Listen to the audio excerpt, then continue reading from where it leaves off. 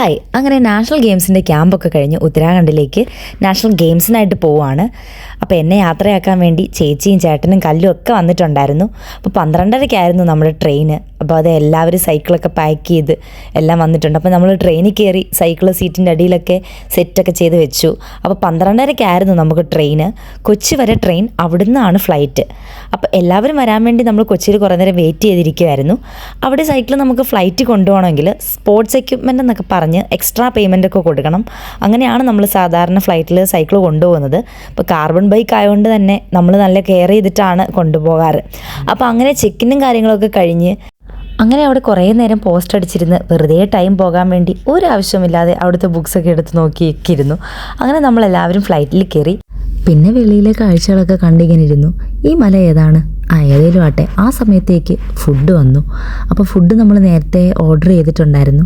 അപ്പോൾ ഫുഡൊക്കെ കഴിച്ച് പെട്ടെന്നാണ് നമ്മൾ ബാംഗ്ലൂർ എയർപോർട്ട് എത്തിയത്.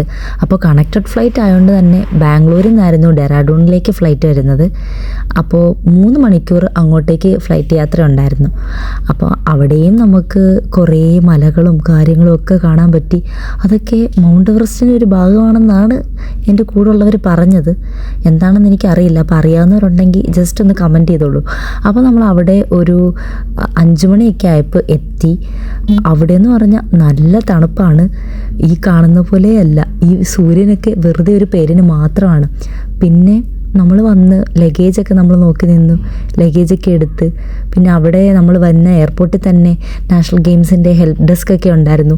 പിന്നെ കുറേ പേര്, ഒത്തിരി ആൾക്കാർ അവിടെ നാഷണൽ ഗെയിംസിന് വേണ്ടി വന്നിട്ടുണ്ടായിരുന്നു, പല ഇവൻ്റായിട്ട്. അവിടുന്ന് പിന്നെ നമുക്കൊരു ട്രെയിൻ യാത്ര ഉണ്ടായിരുന്നു. ഒരു 6 മണിക്കൂറത്തെ കഷ്ടത നിറഞ്ഞ ട്രെയിൻ യാത്ര.